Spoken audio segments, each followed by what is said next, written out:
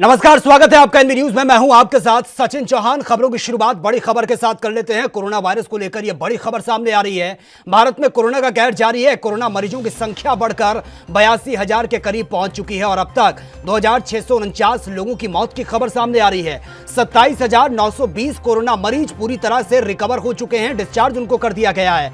हालांकि राहत भरी खबर यह है कि जिस गति से कोरोना वायरस अपने पैर पसार रहा है और लोग इसकी चपेट में आ रहे हैं, उतनी ही गति से लोग रिकवर भी हो रहे हैं। तो फिलहाल यह आंकड़ा बहुत तेजी से बढ़ रहा है और जिस तरह से जो अपडेट सामने आ रही है, 82,000 क्रॉस कर चुकी है संख्या कोरोना मरीजों की। 27,920 मरीज ऐसे हैं जो पूरी तरह से ठीक हो चुके हैं, डिस्चार्ज उनको कर दिया गया है। तो भारत में कोरोना का कहर जारी है और तमाम राज्यों से डराने वाले आंकड़े सामने आ रहे हैं। नए नए केस आने की वजह से राज्य सरकारों की चिंता लगातार बढ़ती जा रही है। आलम यह है कि घंटे के हिसाब से नए नए केस सामने आ रहे हैं। सरकार के लिए सबसे बड़ी चुनौती इन हालातों को कंट्रोल करना है कि कैसे इन हालातों को कंट्रोल किया जाए, क्योंकि लॉकडाउन 3 ऑलमोस्ट खत्म होने वाला है और 4 की शुरुआत होने वाली है। ऐसे में अगर कुछ छूट, कुछ रियायत दी जाती है तो कैसे सब कुछ पॉसिबल हो पाएगा, क्योंकि एक तरफ संख्या बहुत तेजी से बढ़ रही है, दूसरी तरफ अब कामकाज की शुरुआत हो चुकी है। लोगों का घरों से बाहर निकलने का सिलसिला शुरू हो चुका है और तमाम राज्यों में डराने वाले आंकड़े सामने आ रहे हैं। तो ये बड़ी खबर आप तक पहुंचा रहे हैं। आलम यह है कि 82,000 के करीब यह आंकड़ा पहुंच चुका है कोरोना मरीजों का। भारत का यह आंकड़ा है और कई लोगों की मौत की खबर भी सामने आ रही है। बताया जा रहा है कि 2,000 से भी ज्यादा यह संख्या हो चुकी है जिन्होंने इस वायरस के चलते दम तोड़ा है और बहुत से ऐसे लोग हैं जो पूरी तरह से ठीक हो चुके हैं। इस वायरस से वो पीड़ित थे, डॉक्टरों की अंडर ऑब्जर्वेशन में थे और उसके बाद अब वो पूरी तरह से रिकवर हो चुके हैं, डिस्चार्ज उनको कर दिया गया है। तो 27,920 जो पूरी तरह से ठीक हो चुके हैं, यह सबसे राहत भरी खबर है। दिल्ली से संवाददाता राजीव तिवारी इस वक्त फोन लाइन पर है। राजीव, डराने वाले आंकड़े सामने आ रहे हैं। फिलहाल जो अपडेट सामने आ रही है, 82,000 भी क्रॉस कर चुकी है संख्या। क्या कुछ अपडेट है आपके पास? जी बिल्कुल बता दें, जिस तरीके से आंकड़े बढ़ रहे हैं तो देश के लिए काफी चिंता वाली बात है, क्योंकि लगभग 83,000 के करीब आंकड़े पहुंच चुके हैं। तो कहीं ना कहीं ये जरूर है कि कोरोना महामारी की जो तीसरी जो बात कही जाती है कि तीसरे चरण के अंदर काफी बड़ी मात्रा के अंदर के कोरोना पेशेंटों की गिनती होगी, तो कहीं ना कहीं वो लगता है कि तीसरा चरण ही चल रहा है, क्योंकि लोगों को जो समझाया जा रहा था कि इस तीसरे चरण से बचना है, तो कहीं ना कहीं अब जो आसार नजर आ रहे हैं कि अभी 83,000 के पार कहीं ना कहीं आ चुका है आंकड़ा। तो कहीं ना कहीं ये जरूर है कि अब वो तीसरा चरण चल रहा है, जिसकी वजह से हम लोगों को बचना था। मगर अब सरकार की मुहिम है कि भी लॉकडाउन खोलना भी है, लोगों को आर्थिक स्थिति है उससे बाहर भी निकालना है और लोगों को काम धंधा भी देना है। मगर देखने वाली बात है, जिस तरीके से लोग बाहर निकल रहे हैं, तो कहीं ना कहीं ये आंकड़ा और तेजी से बढ़ता चला जा रहा है। बिल्कुल राजीव, और ये सबसे बड़ी चुनौती है तमाम राज्य सरकारों के लिए, क्योंकि आने वाले वक्त में लॉकडाउन में ढील दी जा रही है, लोग घरों से बाहर निकल रहे हैं, लंबे समय तक कामकाज को भी ठप नहीं किया जा सकता।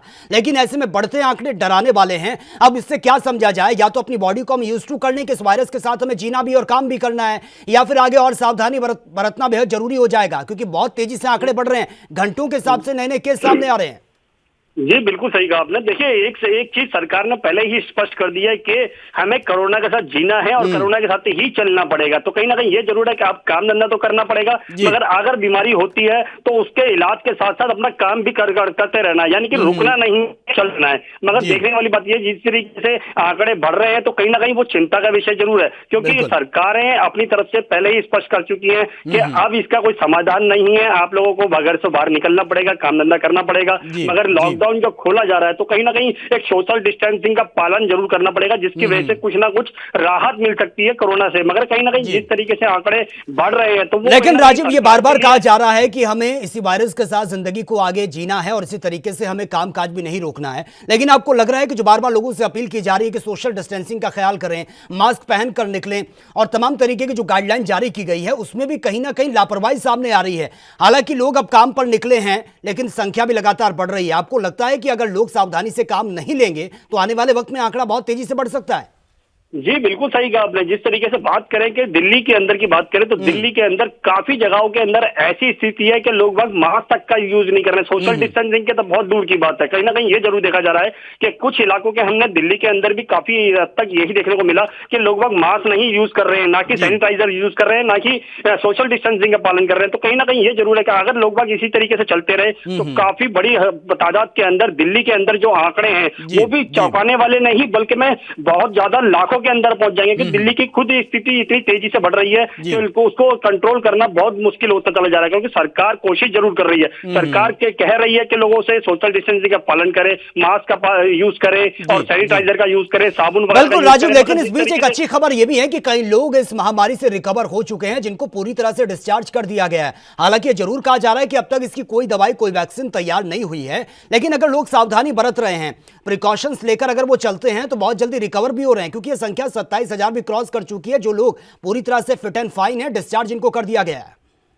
देखिए बिल्कुल बात करें, जिस तरीके से इलाज की बात करें तो कहीं ना कहीं जो मरीज ठीक हुए हैं वो औरों को समझा रहे हैं कि भाई इस तरीके से प्रिकॉशन लेना है और इस तरीके से बचना है। तो कहीं ना कहीं ये जरूर है, सरकार ने कोशिश जरूर की है, ऐसी बात नहीं है सरकार, दिल्ली सरकार इसमें विफल रही है, मगर हाँ ये जरूर है कोशिश जरूर की है। कोशिश के साथ साथ जो लोग बाग अपनी ही खुद सेफ्टी का ध्यान नहीं रखेंगे तो कहीं ना कहीं आंकड़े जरूर बढ़ेंगे। मगर देखने वाली बात यह, जिस तरीके से आंकड़े बढ़ रहे हैं तो कहीं ना कहीं लोगों को समझना होगा कि हम किस परिस्थिति के अंदर है और कैसे ही इससे बाहर निकलना है। मगर अभी वैक्सीन नहीं है तो कहीं ना कहीं ये जरूर। लेकिन राजीव, अगर हम दिल्ली की बात करें, दिल्ली में तो बहुत तेजी से ये आंकड़ा बढ़ रहा है। हम देख रहे हैं कि घंटों के हिसाब से नए नए केस सामने आ रहे हैं और सरकार के लिए सबसे बड़ी चिंता का विषय बना हुआ है। लेकिन अगर मंडी की मैं बात करूं, क्योंकि लॉकडाउन 4 की भी शुरुआत होने वाली है और जो लॉकडाउन 3 है ऑलमोस्ट ये खत्म होने वाला है, अब 4 की शुरुआत होगी। क्या कुछ रियायतें इसमें दी जा रही है, लेकिन जो मंडी है, सब्जी मंडी, वहां पर सबसे ज्यादा केस सामने आ रहे हैं। इसको लेकर आपको क्या लगता है, क्या सख्त अब दिशा निर्देश आगे होंगे, किस तरीके से सरकार काम करेगी?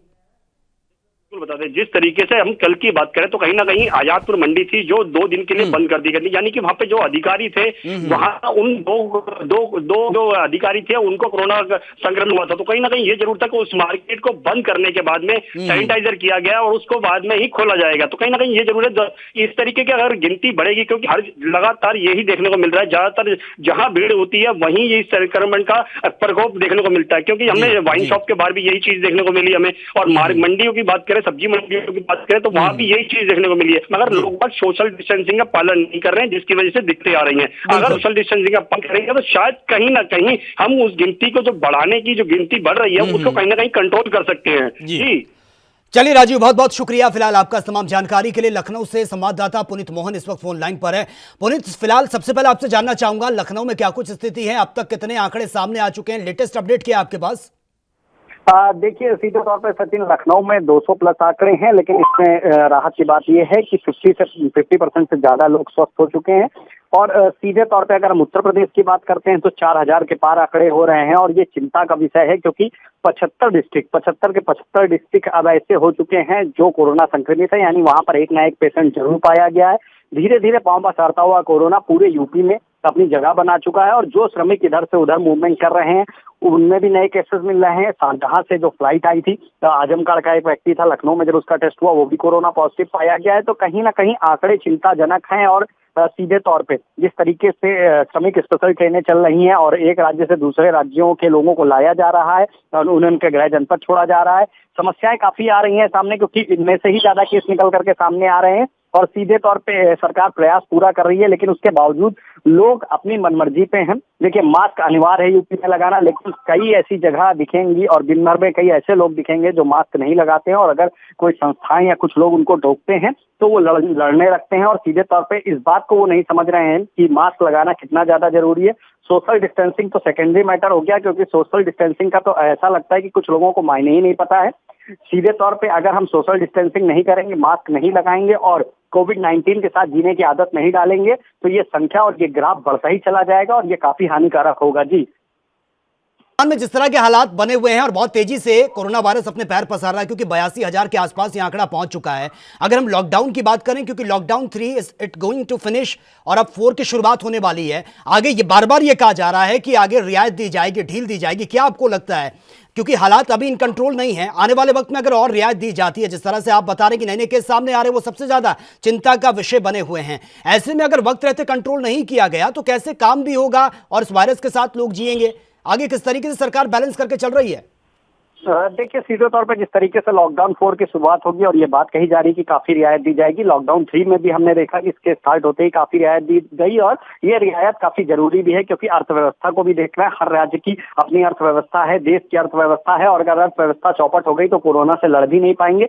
सीधे तौर पे हम लोगों को दूसरे देशों से नसीहत लेनी चाहिए। इस्तेमाल आपको करना है, खुला है और उसके बाद में लोग काम धंधा नहीं कर पुनित, रहे हैं। सवाल ये है कि जब ये कहा जा रहा है कि इस वायरस के लिए आपको अपनी बॉडी को यूज टू बनाना होगा, तमाम प्रिकॉशंस का बार बार जिक्र हो रहा है कि काम भी जारी रहेगा और आपको इस वायरस के साथ भी लड़ना है, कामकाज तो बिल्कुल ठप नहीं होने वाला, रियायत जो दी जा रही है, लेकिन लोग अभी से लापरवाह बने हुए हैं। तमाम जो दिशा निर्देश गाइडलाइन जारी हो रही है कहीं भी वो फॉलो होते हुए नजर नहीं आ रहे हैं। अगर कहीं छूट दी जाती है तो खुलेआम सोशल डिस्टेंसिंग की धज्जियां उड़ती भी नजर आती है। आने वाले वक्त में अगर ढील दी जाएगी सरकार की तरफ से तो ये चुनौतियां तो और बढ़ सकती हैं। जी बिल्कुल, जिस तरीके से लोग छूट का गलत फायदा उठा रहे हैं और बेवजह घर से निकलते हैं, मंडी में जा रहे हैं सब्जी लेने, जबकि उनके घर पर सब्जी वाला आ रहा है, उसके बावजूद वो सिर्फ टहलने के लिए घर से निकल रहे हैं और जैसे ही कोई बाजार लगती है या किसी मार्केट की परमिशन दी जाती है थोड़ी बहुत दुकानें लगाने के लिए, लोग वहाँ सोशल डिस्टेंसिंग फॉलो करना भूल जाते हैं। लोगों के बीच अगर ये आदत नहीं पनपेगी सोशल डिस्टेंसिंग की, मास्क लगाने की, तो ये काफी खतरनाक होगा और अब लोगों को समझना होगा कि सब कुछ शासन प्रशासन के भरोसे नहीं छोड़ना होगा और इस मामले में शासन को, खास तौर करके पुलिस को बहुत सख्त होना पड़ेगा। हालांकि यूपी में आपको बता दूं कि एक मोटरसाइकिल पर 2 लोगों का चलना अनिवार्य नहीं है, लेकिन काफी जगह दिन भर में 2 लोग मोटरसाइकिल पर देखे जाते हैं। कई जगह चालान होता है, लेकिन जब तक चालान होता है लोग, ये सिर्फ उत्तर प्रदेश की बात नहीं है, तमाम राज्यों से ऐसी तस्वीरें सामने आ रही है जहां पर एक बाइक में आपको लोग ट्रिपलिंग करते हुए भी नजर आएंगे। और कार की अगर हम बात करें जिसमें 2 लोगों को परमिशन दी गई है कि एक आगे बैठेगा और एक पीछे बैठ सकता है, लेकिन कार में भी 4-4, 5-5 लोग एक साथ नजर आ रहे हैं और गाड़ियां धड़ल्ले से सड़कों पर चल रही है। ना तो उनको कोई रोकने वाला है ना टोकने वाला है, ना ही लोग समझदारी से काम ले रहे हैं। चलिए पुनीत, बहुत बहुत शुक्रिया फिलहाल आपका तमाम जानकारी के लिए।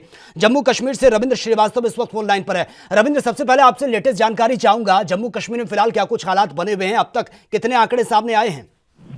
जी देखिए, अगर जम्मू कश्मीर की बात करें तो जम्मू कश्मीर में भी लगातार कोरोना के आंकड़ों का ग्राफ जो है वो बढ़ता जा रहा है। जम्मू कश्मीर में अब तक जो है 983 केस जो है वो सामने आ चुके हैं।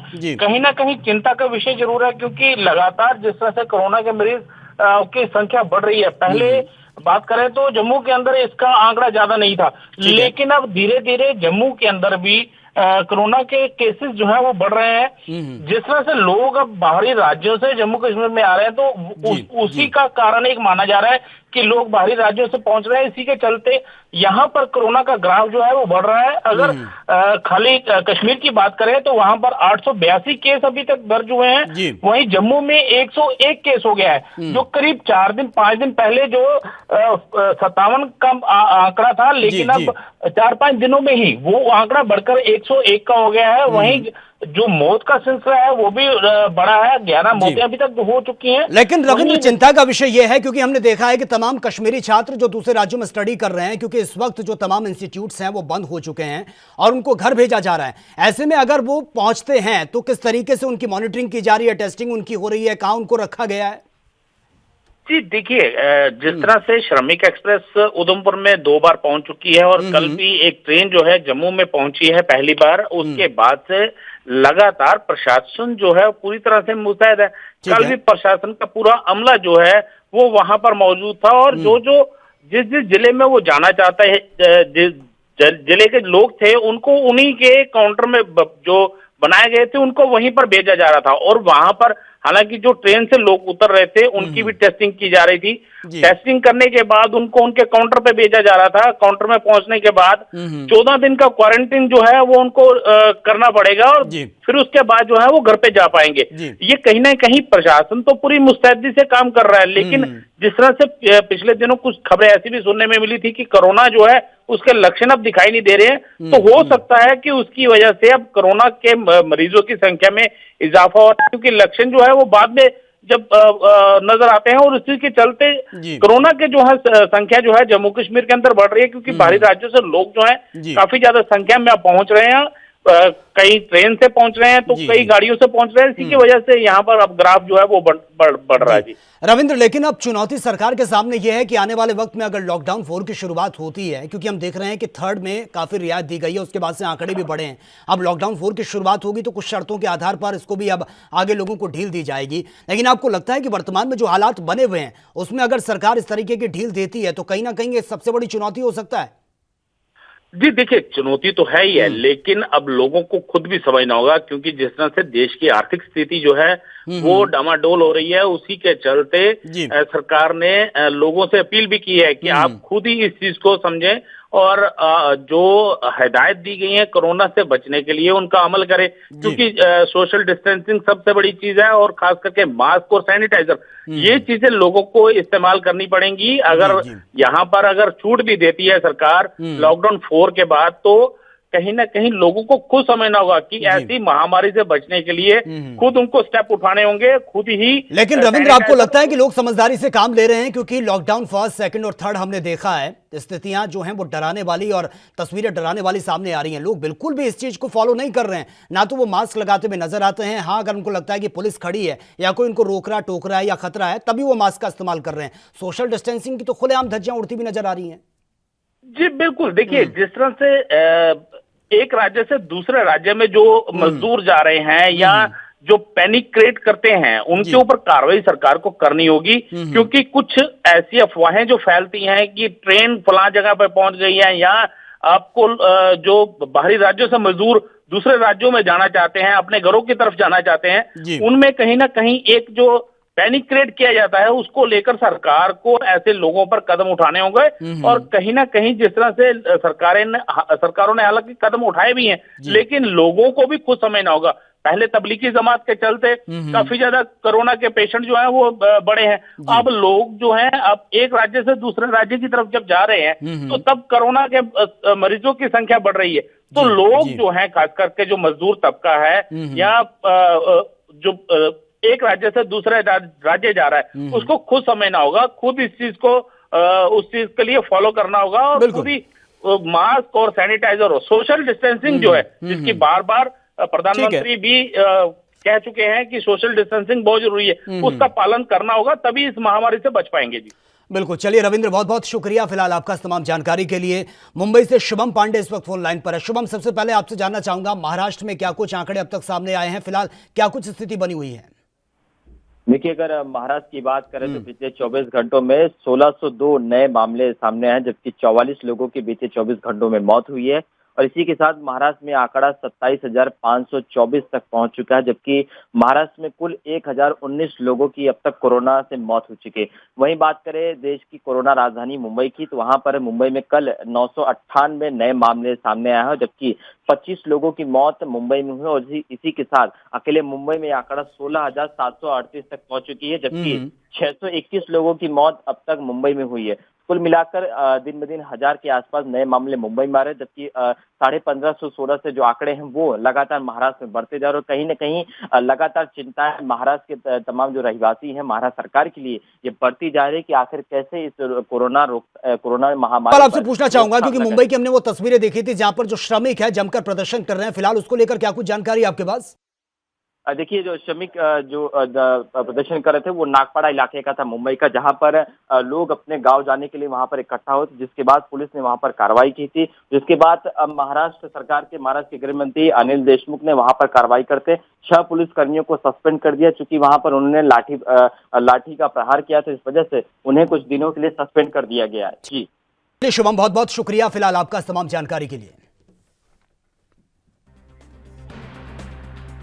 तो ये बड़ी खबर से आपको अपडेट करा रहे हैं। तमाम राज्यों से डराने वाले आंकड़े सामने आ रहे हैं। सवाल यह है कि आने वाले वक्त में अगर ढील दी जाती है तो सरकार के लिए सबसे बड़ी चुनौती है कि ऐसे हालात को कैसे कंट्रोल किया जा सकता है, क्योंकि ये आंकड़े बहुत तेजी से बढ़ रहे हैं, लोग इसकी चपेट में आ रहे हैं और घंटों के हिसाब से नए नए केस सामने आने के बाद राज्य सरकारों की मुश्किलें कम होने का नाम नहीं ले रही हैं।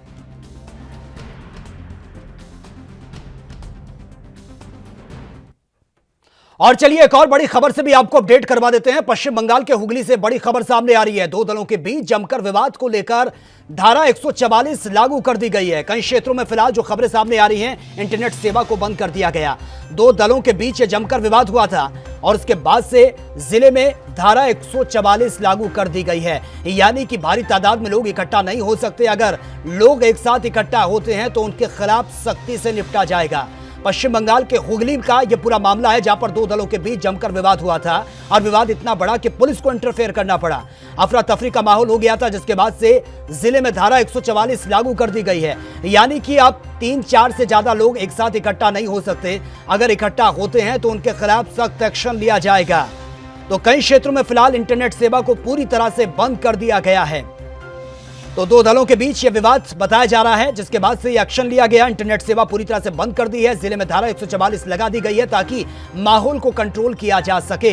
हालात एकदम से बिगड़ते हुए नजर आए, पुलिस मौके पर पहुंची है और फिलहाल धारा 144 लागू कर दी गई है। यानी कि साफ साफ एक मैसेज है कि भारी संख्या में लोग एक साथ इकट्ठा नहीं हो सकते। अगर भारी तादाद में लोग एक साथ इकट्ठा नजर आए तो पुलिस को एक्शन लेना पड़ेगा और साथ ही इंटरनेट सेवा पूरी तरह से बंद कर दी गई है।